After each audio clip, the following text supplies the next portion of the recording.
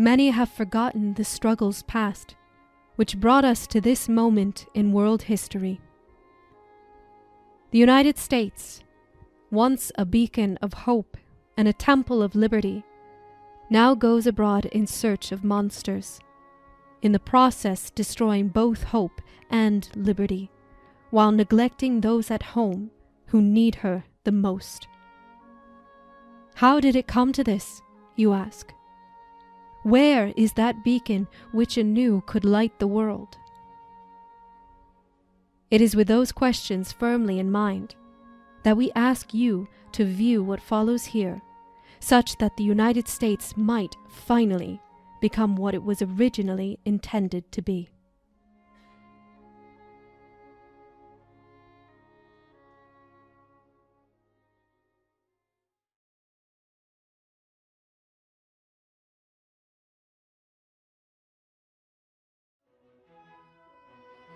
People came from across the oceans to see for themselves the realization of the promise given by the implicitly universal Declaration of Independence 100 years prior, of a world where all men are created equal.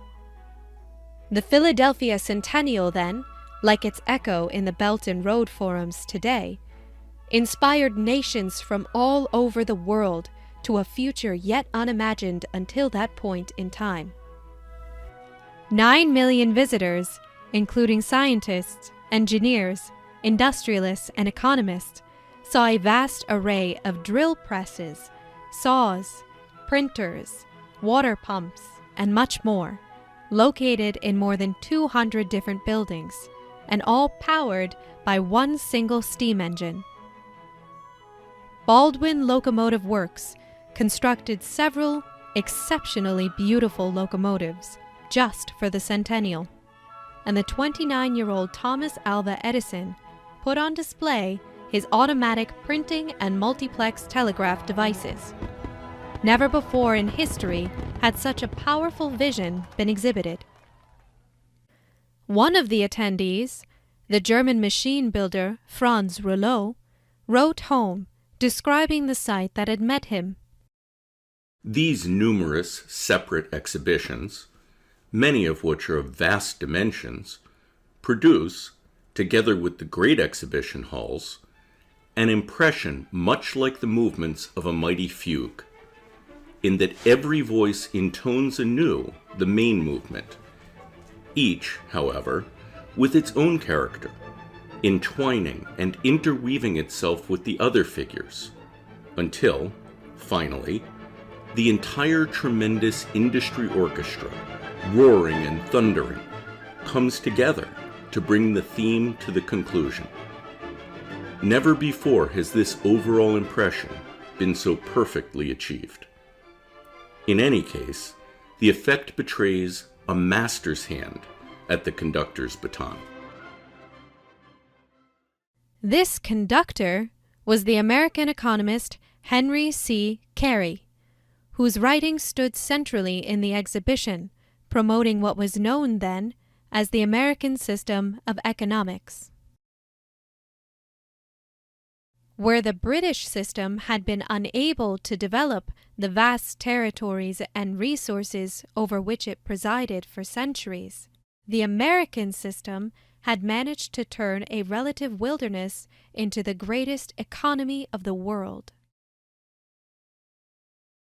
Contrary to the British theory of ground rent, which argues that the value of property, like agricultural lands, mineral resources, and even slaves, is fixed and provided for by nature alone, the American experience had demonstrated that the best agricultural lands were the fruits of the cumulative developmental input by farmers in the form of irrigation, fertilizers, and more. When machinery and tools, combined with denser energy sources, replaced the physical labor, one person could now achieve that of 100. It is therefore the level of science and technology, not so-called natural resources, that determines the relative level of a society's productivity, which in turn relies on the relative cultural and educational development of each individual in that society. The human mind's ability to innovate and discover, and not some predetermined values in nature, is the only true value of the economy, and this, therefore, is what must be fostered above all else. It was for this reason that the German statesman Gottfried Leibniz, the original founder of this branch of economics, concerned himself with making that process of discovery, or what he called ars inveniendi, intelligible.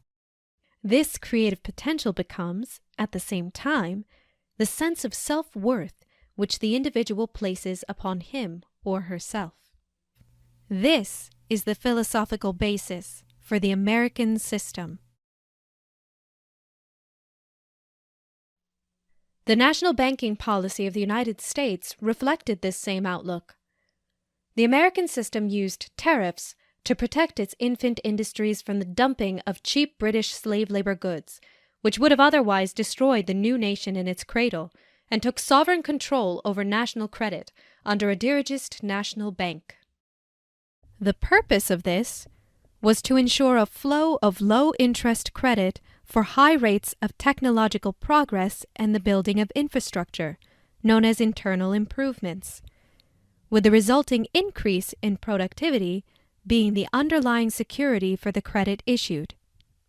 The federal government would regulate the private banking system towards these ends, encourage innovations, and take responsibility for educating the public. The British system of Adam Smith, against which the American Revolution was fought, asserts that there is no morality in economics, merely a Darwinian struggle of each against all. No concern for the development of the creative powers of the population, only keeping the herd happy, following each person's sensual gratifications, while the invisible hand, located in the City of London banking houses, steals all it can from the enslaved colonies, and even from the pockets of its own subjects. Anyone who happens to perish in this process simply wasn't meant to be. It has been so decreed by Adam Smith's and Charles Darwin's God, also known as the British East India Company. The administration of the great system of the universe, the care of the universal happiness of all rational and sensible beings, is the business of God, and not of man. To man is allotted a much humbler department, but one much more suitable to the weakness of his powers, and to the narrowness of his comprehension. From the time of the settlers at Boston, the conflict between these two diametrically opposed outlooks has always been the fundamental fight inside the institutions of the United States. After the demounting of the national banking institutions, beginning with the Andrew Jackson presidency, the Lincoln presidency, built around the Whig forces of Henry Clay, Matthew Carey, and the German-American economist Friedrich List, finally began to re-establish the American system, while the Civil War, the British-instigated slave owners' rebellion, raged on. Even with the British-sponsored murder of Abraham Lincoln, who had saved the Union using American system methods to overpower the slave-driven Confederacy industrially, these policies did not cease, and in 1876 led to the Centennial Exhibition, organized by the same forces now led by the son of Matthew Carey, Henry C. Carey. Two systems are before the world. One looks to pauperism, ignorance, depopulation, and barbarism. The other to increasing wealth, comfort, intelligence, combination of action, and civilization. One looks toward universal war, the other to universal peace. One is the English system. The other we may be proud to call the American system, for it is the only one ever devised, the tendency of which was that of elevating while equalizing the condition of man throughout the world. Such is the true mission of the people of these United States.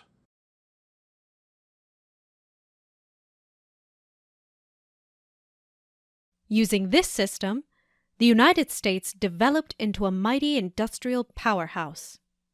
The population continually grew, the living standards increased, and the continent was united via a series of canals and rail lines, with the transcontinental rail connection being completed in 1869, tying the country together from east to west. Under Henry Carey's leadership, these patriots, far from promoting an isolationist nationalism, promoted a world community of sovereign nation-states against the system of empire. Much to the dismay of the British imperialists, the American system was spreading internationally, from Germany and France to Russia, China, and Japan. In Germany, Chancellor Bismarck, having studied Carey's and List's writings, broke with the free trade system and adopted the American system of economics. The success of the United States in material development is the most illustrious of modern times. The American nation, not only having successfully borne and suppressed the most gigantic and expensive war of all history, but having immediately afterward disbanded its army, found employment for all its soldiers and marines, paid off most of its debt, given labor to all the unemployed of Europe as fast as they could arrive within its territory, and still by a system of taxation so indirect as not to be perceived, much less felt. Because it is my deliberate judgment that the prosperity of America is mainly due to its system of protective laws, I urge that Germany has now reached that point where it is necessary to imitate the great tariff system of the United States. This echo of Friedrich List's earlier establishment of the customs union was the basis for the expanded industrial and infrastructural development which was to follow. In France, high tariffs were introduced, and the French rail network expanded. In secret agreement, French and German industrialists planned a rail connection from Berlin to Baghdad, with the help of the head of Deutsche Bank, Georg von Siemens, in order to create entirely new trade routes throughout the world, independent of the British-controlled sea trade. In Russia, American railroad engineers worked with Russian Transportation Minister Count Sergei Witte, the economist and chemist Dmitry Mendeleev, and others, to organize a system of higher tariffs and the construction of the Trans-Siberian Rail Project, modeled on Lincoln's American Transcontinental Railroad. The ultimate intention was to link the European railways with the Anglo-Indian railways through Central Asia, as well as by furthering the Baghdad Railway and linking with future Chinese railways. The very first locomotive on this Trans-Siberian was built in Philadelphia by the Baldwin Company, and by 1890 the Russians were planning a Bering Strait bridge to connect to America. In Japan, during the Meiji Restoration of 1868, revolutionaries under Prince Tomomi Iwakura overthrew the feudal Tokugawa warlords.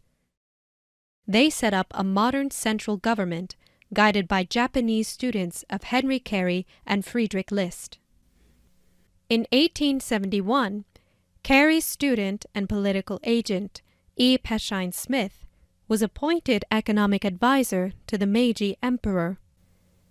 Other Carey associates were also then in Japan, working with the new government, identifying mineral resources, planning transport, and outlining protectionist tariff strategies to develop Japan as a modern industrial power and counterweight to British genocidal policies. Japan became a leading American ally and created the first independent national bank in that region of the world.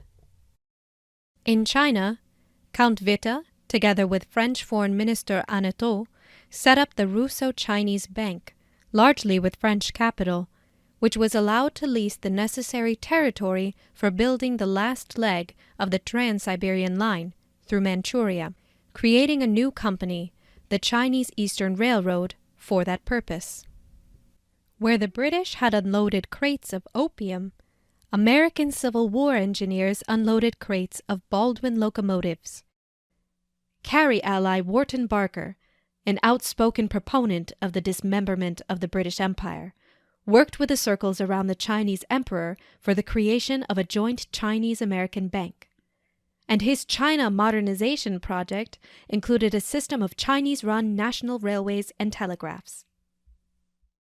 This was the American system's 19th century world land bridge, a win-win policy between sovereign nations illustrated by the Burlingame and reciprocity treaties with China and Hawaii, where instead of British cheap goods, drugs, and slave labor, these reciprocity treaties were negotiated to organize a community of principle, whereby nations could trade on the basis of bolstering the economies of each other.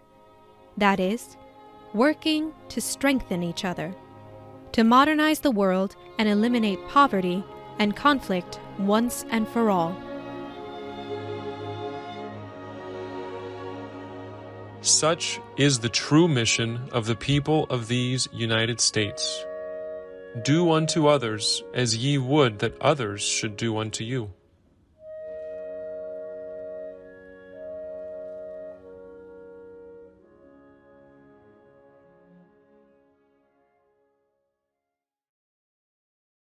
But with this perspective on the horizon, the British Empire's very existence was now under mortal threat.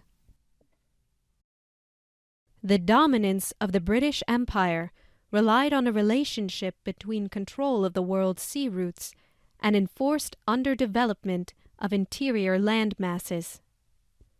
The acquisition of strategic naval ports, or choke points, marked here in red, was the pivot of the system.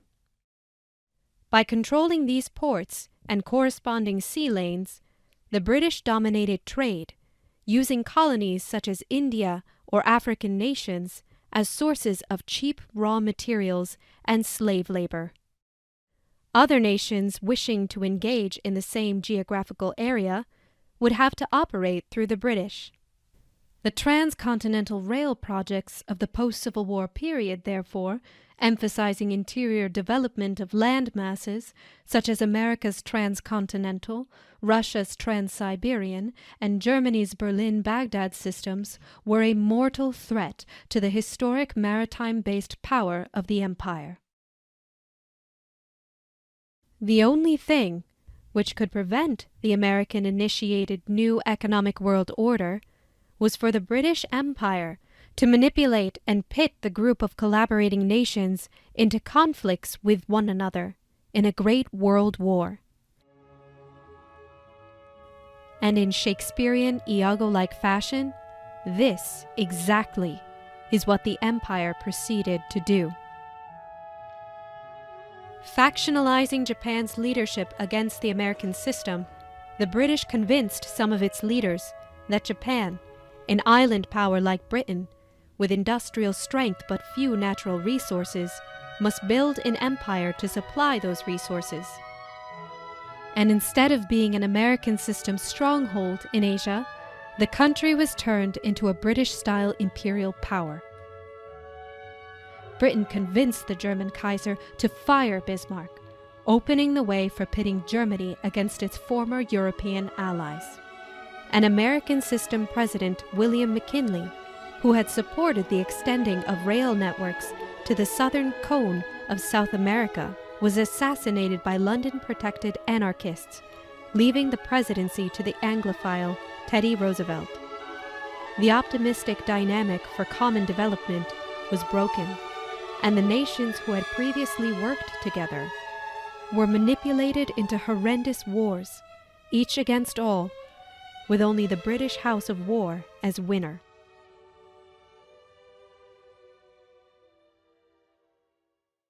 But now, much to the chagrin of these same circles of empire, still centered in the imperial city of London, this dynamic has been reawakened, re-emerging in a powerful echo of the past in China's New Silk Road initiative.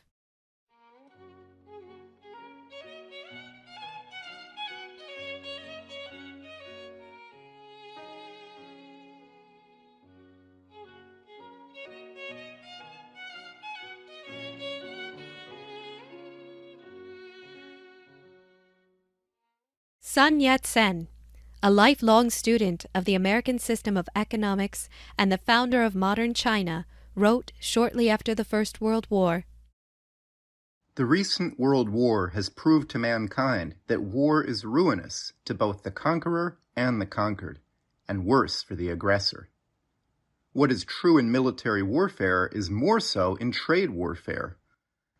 I propose to end the trade war by cooperation and mutual help in the development of China. This will root out probably the greatest cause of future wars.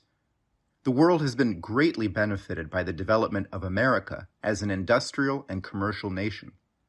So a developed China, with her 400 millions of population, will be another new world in the economic sense." Although the global dynamic around the American system was only revived later, under the banner of the New Silk Road, as promoted by Lyndon and Helga LaRouche, Sun Yat-sen, with the help, among others, from Henry Carey's former Chinese collaborators, laid the groundwork for China's infrastructural development that was to come. He believed that only if China were to develop its land, water, education, and transportation systems such that people could settle wherever they desired, allowing them to exploit their creative and productive potential in any part of the country, could China become a great economic and cultural power. It is for this reason that Dr. Sun Yat-sen, in his detailed program for the development of China, emphasized the necessity for building major sea and river ports, extensive railroads, and waterways through interlinking and making hundreds of China's rivers navigable. To realize his vision, he discarded the British free trade philosophy of Darwinian competition of each against all, and instead adopted the approach of the American system. It has been discovered by post-Darwinian philosophers that the primary force of human evolution is cooperation, and not struggle like in the animal world. If we still retain the custom of free competition, or laissez-faire, it would be like encouraging a crippled man to compete with an automobile in a race. Unfortunately, this vision would have to wait, as China was plunged into World War, Civil War, and the so-called Cultural Revolution, which suppressed and even killed the scientists and intelligentsia of China, echoing former legalist Emperor Qin Shi Huang, who had burned the Confucian classics and even buried alive Confucian scholars themselves.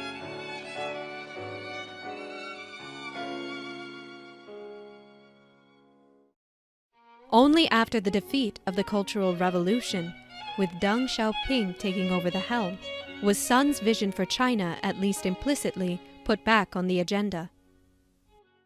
Opposed to the Gang of Four, who had led the Cultural Revolution, Deng prioritized the development of a science and technology cadre above all else, placing the creative potential of the individual in the center of an economics policy, in an echo of the self-same principle at the foundation of the American system of economics.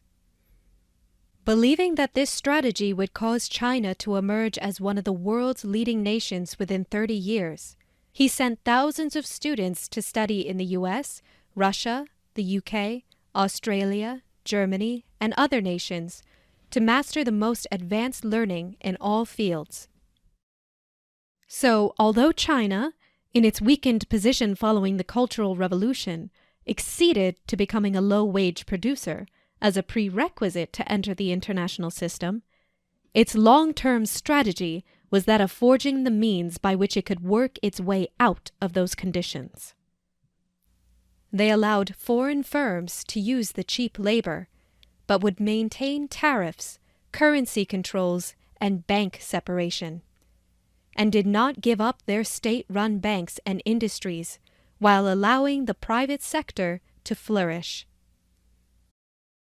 Prioritizing areas like nuclear energy, computer technology, semiconductors, astronautics, and lasers, they intended to leapfrog to that higher stage of development, in which we see them emerge today, often as leaders in their field internationally.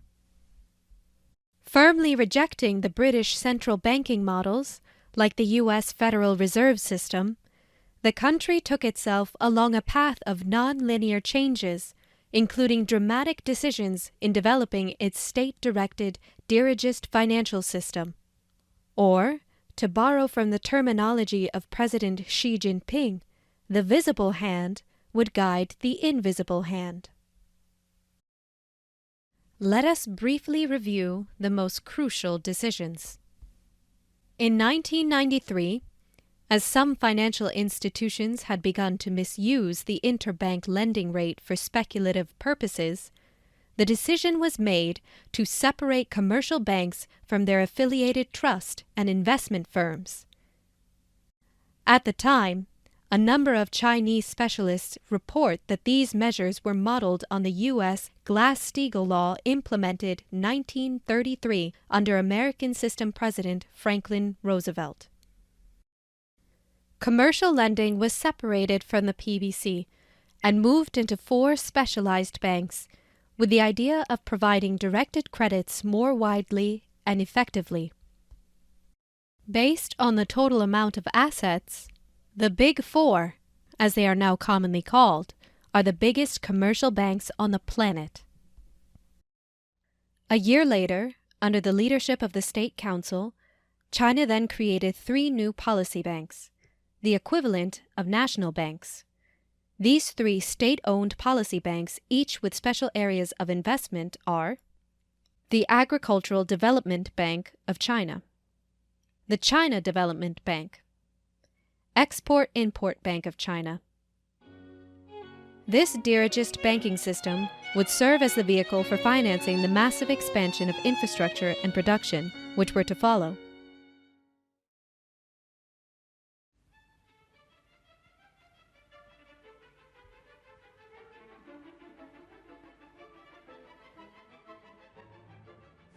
So therefore, the Eurasian land bridge conception, an idea which was initially presented in the 1860s by Henry C. Carey, the economist who was also a partner of President Abraham Lincoln.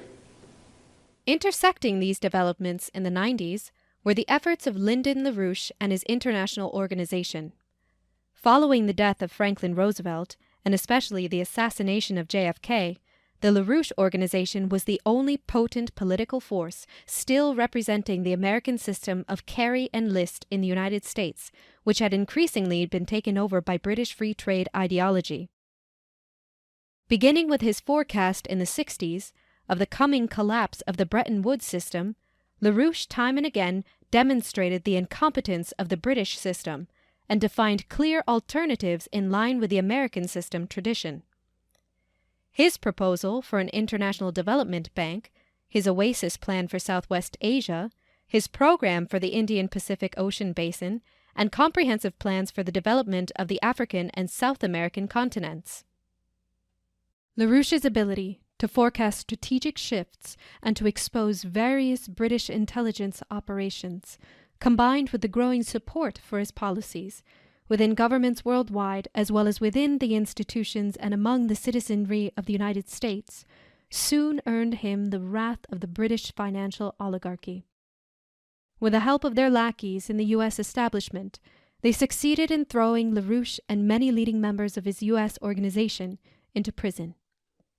In October 1988, right before his unlawful incarceration, he went to Berlin and forecast the coming unification of Germany and the disintegration of the Soviet Union. Many today will agree that the time has come for early steps toward the reunification of Germany, with the obvious prospect that Berlin might resume its role as the nation's capital. For the United States, as for Germans and Europe generally, the question is, will this reunification process be brought about by assimilating the Federal Republic into the East Bloc's economy or economic range of influence, or can it be accomplished in a different way? In other words, is a united Germany to come into being as a part of Europe from the Atlantic to the Urals, as President de Gaulle proposed, or, as Mr. Gorbachev has desired, a Europe from the Urals to the Atlantic? I see the possibility that the process of unification could occur precisely as de Gaulle proposed. The economy of the Soviet bloc itself is a terrible and worsening failure.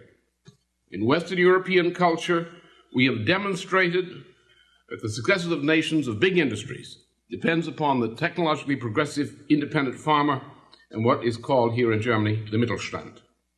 Soviet culture in its present form is not capable of applying this lesson. Despite all attempts at structural reform, and despite any amount of credit supplied by the foolish West, the Soviet bloc economy as a whole has reached the critical point. At its present time, in its present form, it will continue to slide downhill from here on, even if the present worldwide food crisis had not come into being. As the Berlin Wall came down, and his forecast was borne out, LaRouche, from his prison cell, worked with his wife Helga Zepp LaRouche, heading up a group of scientists for a program which would have saved the industrial capacities of East Germany and the other states of the Comecon. Obsolete only from the standpoint of the world market, these capacities were still valuable in themselves and could have been modernized with the help of Western technologies.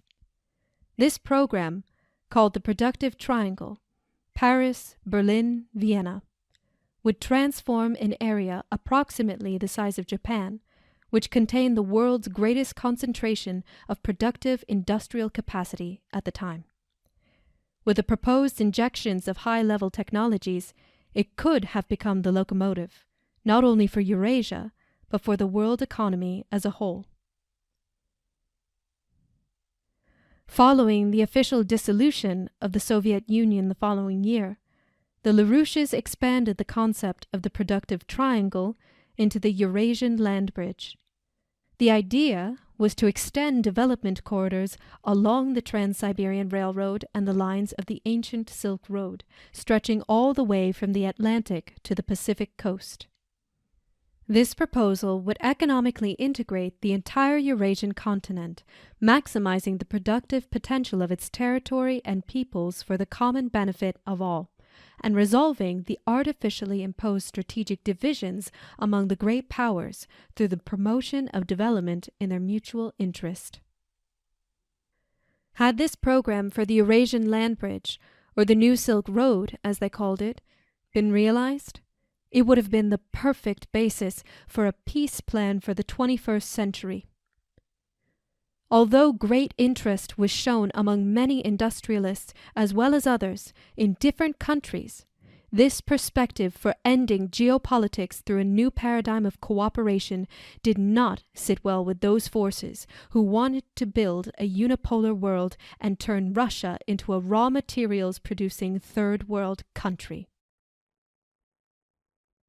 All the countries of the Eurasian continent were contacted with a proposal to conduct a conference on the Eurasian land bridge, but only in China did the concept receive a positive response, resonating not only with the new attention on Eurasian development, since the link-up of China's rail system to the former Soviet system in June 1992, but with the tradition of the American system as developed by Carey, List, and Sun Yat-sen.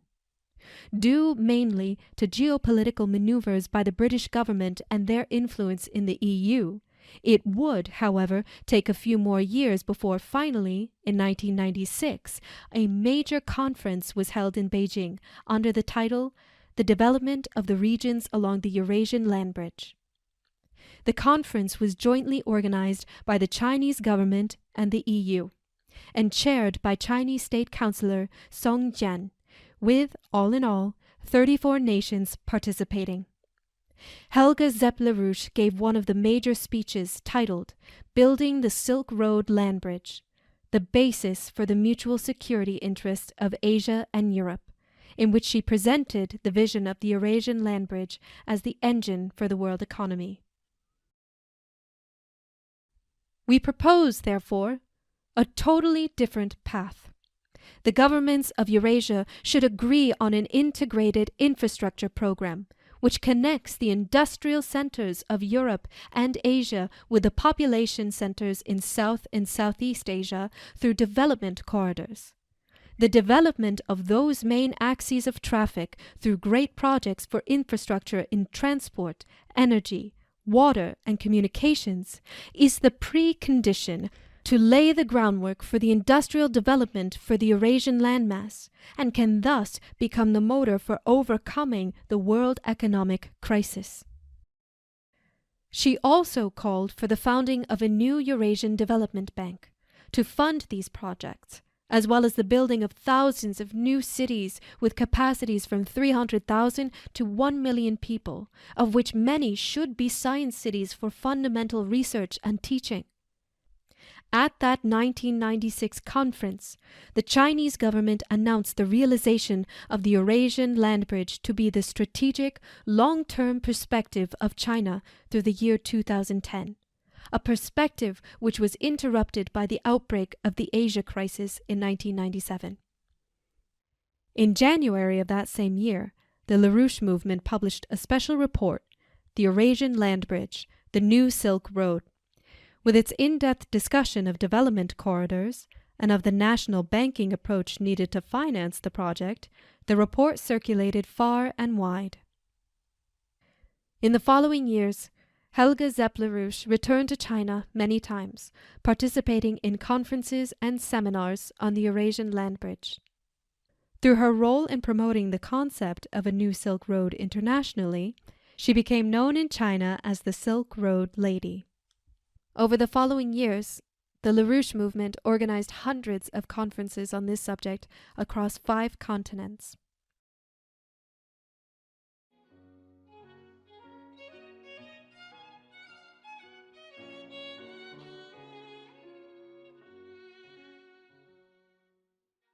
Although the realization of the Silk Road project would be slowed down both by the 1998 Asia crisis, created by George Soros and other hedge fund speculators, in part to disrupt the economic integration of Southeast Asia, as well as the crash of the dot-com bubble, the internal development of China continued at full steam ahead.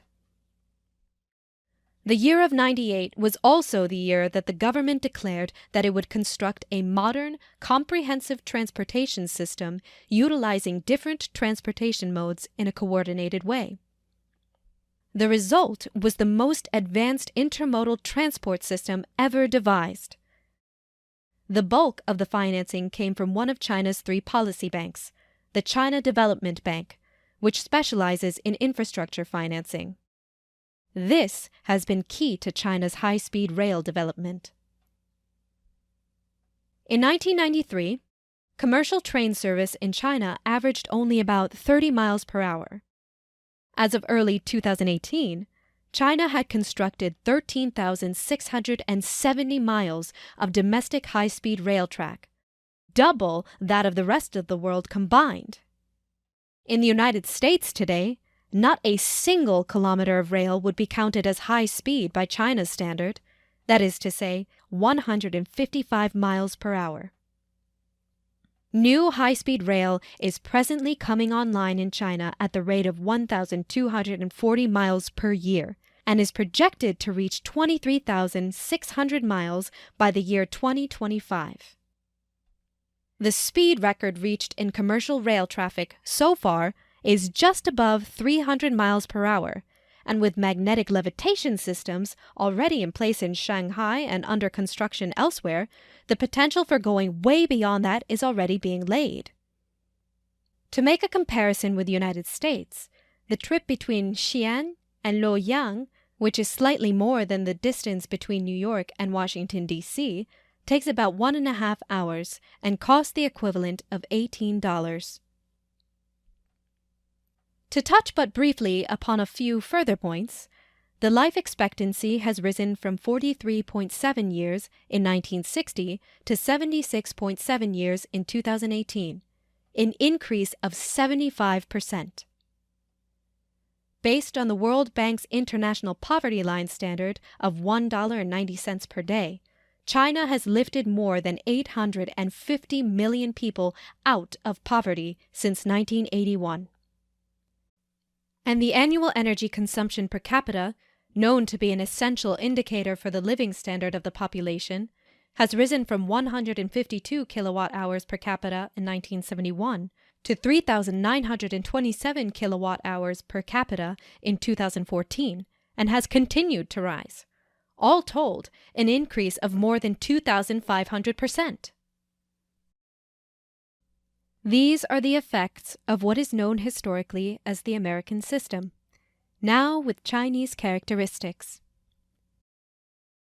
The issue here is not the American system's Americanness, but the fact that it is based on a universal principle, whose validity has been demonstrated both by the previous American and now the Chinese experience. Reflecting the difference between the American and British systems, the Chinese leadership is clearly aware that real profit is different from the purely financial, and lies instead in the unshakable commitment to building up the productive economy through scientific and technological progress, and to uplift the Chinese people, to further the people's livelihood, as Sun Yat-sen had put it, his formulation of the General Welfare Clause in the preamble of the U.S. Constitution. Innovation is the soul driving a nation's progress and an inexhaustible source of a country's prosperity. This is what Confucius meant when he said, "If you can in one day renovate yourself, do so from day to day." Yes, let there be daily renovation. Life never favors those who follow the beaten track and are satisfied with the status quo. The top priority of the financial sector is to support the development of the real economy. In contrast to these developments in China, the British system came to systematically replace the American system in the United States itself, beginning with Nixon's takedown of the fixed exchange rates of the Bretton Woods system in 1971, to be followed by the deregulation of the 1980s and the destruction of Glass-Steagall in the 1990s. The search for short-term monetary profit, driving globalization in search of cheap labor and derivative speculation, replaced long-term productive investments into the real economy, and the here-and-now so-called green anti-growth identity, fueled by legalization of drugs and a culture of ugliness, replaced the sense of being a productive contributor towards the well-being of the generations coming after. The crash of 2008 was the consequence of that long-term paradigm shift. If it were true that a culture's character is best seen in their response to a crisis, the difference between the reaction of the West and that of China to the world financial crisis of 2008 is quite telling. as the Western central banks and governments, caught in British free trade ideology, refused to recognize their own catastrophic assumptions and poured $15 trillion onto the financial fire of forever worthless financial paper, China invested the equivalent of $10 trillion into infrastructure, science, and productive capacities. The government recognized that China could no longer maintain its dependency upon cheap exports to the European and US markets, and instead it had to create new markets, and in the process uplift the rest of the world. China would take leadership in moving the world away from a global, unipolar British system of speculation and looting, replacing it instead, in the words of Xi Jinping, by a world community of common destiny, an international alliance for common economic development, pivoted on the building of modern infrastructure in all parts of the world. The announcement, in 2013, of the Belt and Road Initiative, the New Silk Road, on the drawing board since the 1990s, was an implicit clarion call for shifting the world dynamic back towards the perspective represented by the American system of the 19th century. The LaRouche movement subsequently published several special reports as part of a campaign to encourage all nations, including the US and Europe, to join and to educate policymakers and citizens about the progress of the BRI, including the underlying economic principles involved. In modern clothing, this perspective is based on the concept of the development corridor. Like the role of the bloodstream, which distributes nutrients, oxygen, and more to the rest of the body, the rail lines do not simply connect from A to B, but are intended to become the economic bloodstream, connecting the hearts and minds, the industries and population centers, around which the tissues of modern economies can develop. 6 main corridors extend out from China in all directions, including a corridor across the Bering Strait, the shortest distance between China and the United States.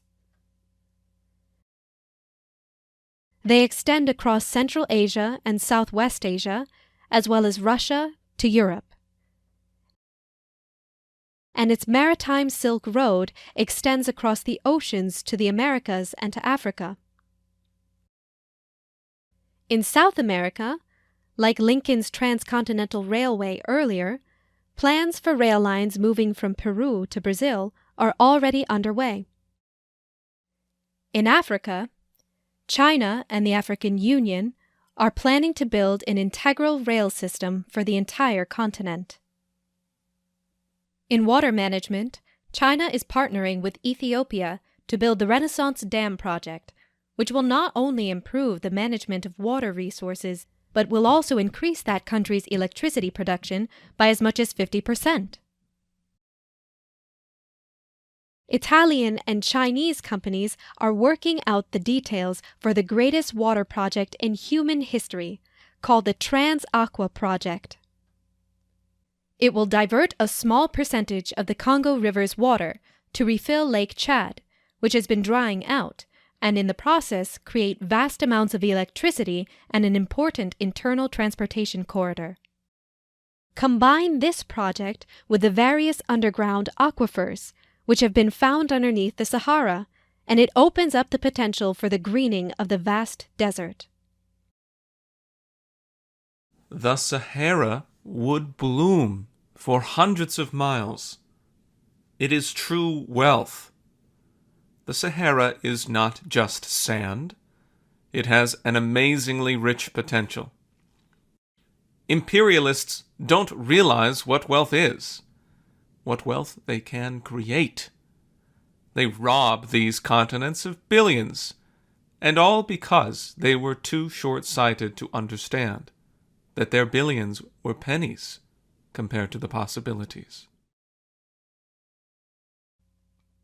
Just like China is literally ripping up the old British Empire tracks in Angola, replacing them with new modern standard gauge tracks, the BRI seeks to rip up the old geopolitical order at its roots and replace it with a new world order based on universal security and common development for all. The Chinese people are deeply aware that peace is essential to humanity, just like air and sunshine. Without air and sunshine, things cannot survive and grow. Don't do unto others what you don't want others to do unto you. China needs peace, loves peace, is also willing to do its utmost in preserving world peace, and to sincerely help people haunted by war and poverty. We cannot have the security of just one or a few countries while leaving the rest insecure. In no way can we accept the so-called absolute security of one at the expense of the security of others. As did the centennial celebration in the 19th century, the Belt and Road Forums celebrate the possibility for each country to repeat the economic success story of China for themselves. Representatives from more than 100 nations, including 36 heads of state, and around 5,000 delegates attended the most recent forum. A large number of government cooperation agreements were signed and concrete development projects agreed upon. Just like the United States then created the opportunity for each nation to develop its own economy in imitation of the American experience, so the nations of today are given the chance to learn from China's experience and join in this new world community of common destiny, leaving behind the modern British Empire's sinking ship of speculative finance and confrontation. Those still caught in the ideologies of imperial geopolitics and Huntingtonian clash of civilizations will project their own psychological mindset onto China and scream about hidden conspiracies for secret world domination.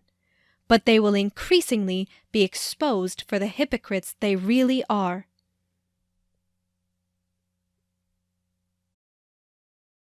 Some take a dark view of China. They even portray China as being the terrifying Mephisto who will someday suck the soul of the world. Such absurdity couldn't be more ridiculous, yet some people regrettably never tire of preaching it. This shows that prejudice is indeed hard to overcome. A review of human history shows that what keeps people apart are not mountains, rivers, nor oceans, but lack of mutual understanding. As Gottfried Wilhelm Leibniz once observed, only the sharing of our talents will light the lamp of wisdom. The real United States, not the clueless strongmen manipulated by British geopoliticians, always sought this dialogue with all cultures. Now, China has taken up the leadership of this paradigm of thinking. 19th century America sought to turn the work of one man into that of 100, or even that of 1,000, and with its 50 to 60 million people then, it threatened the very existence of the British Empire. Today, the global financial empire, still centered in the old, rotten city of London, is utterly bankrupt, weakened way past recovery, and China, with its 1.4 billion people, utilizing the same economic principles as the United States did earlier, has already built alliances with more than half of humanity. If the United States were now to join with the greatest nation-building project in world history, the imperial London-centered system would not only be overpowered, but would disintegrate overnight. And a creative transformation not even imaginable for most people today would suddenly grip this entire planet in a more far-reaching and rapid economic expansion than ever seen before in history. That potential is within our grasp. But if the United States were to reject this chance, not only would it miss the opportunity to make a vital contribution to forever freeing mankind from the oligarchical grip, it would be rejecting its own historical identity, the very intention upon which it was founded. Let us therefore decide not to let this chance pass us by. Let us at last realize the true intention, which lies at the foundation of these United States.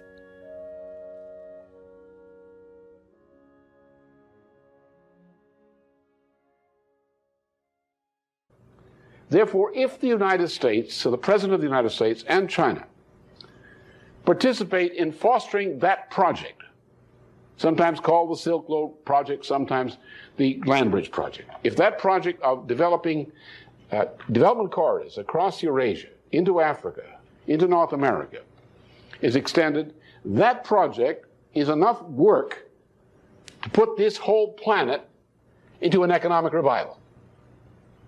So that what we have here is a set of projects which are not just transportation projects like the Transcontinental Railroads of the United States, which was the precedent for this idea back in the late 1860s and 1870s. But you have development corridors where you develop on an area of 50 to 70 kilometers either side of your rail link, your pipeline, so forth. You develop this area with industry, with mining, with all these kinds of things, which is the way you pay for a transportation link. Because of all the rich economic activity, every few kilometers of distance along this link, there's something going on, some economic activity. People working, people building things, people doing things. To transform this planet in great projects of infrastructure building, which will give you the great industries, the new agriculture, and the other things we desperately need. There is no need for anybody on this planet who's able to work to be out of work. That's simple. And that project is the means. Then what do you have? You have the United States and China and a bunch of other countries ganged up together against the greatest power on this planet, which is the British Empire, called the British Commonwealth. That's the enemy. And if on one bright day, say a Sunday morning after a weekend meeting, the President of the United States, the President of China, and a few other people say, we have determined this weekend, based on our advisors and the facts, that the international financial and monetary system is hopelessly bankrupt. And we, in our responsibility as heads of state, must put these bankrupt institutions into bankruptcy reorganization in the public interest. And it is in our interest to cooperate as nations in doing this, to avoid creating chaos on this planet. The result then is that such an announcement on a bright Sunday morning will certainly spin the talking heads on Washington TV. But otherwise, it means that the entire system is of that moment has been put through the guillotine and the head is rolling down the street. Alan Greenspan's head, perhaps. That means we have at that point the impetus for building immediately a new financial and monetary system. Now, in putting a corporation which is bankrupt into viable form, what do? You've got to find the business that it's going to do, which is the basis for creating the new credit to get that firm going again. The Land Bridge program, with its implications on a global scale, is the great project which spins off directly and indirectly enough business, so to speak, for every part of this world to get this world back on a sound basis again.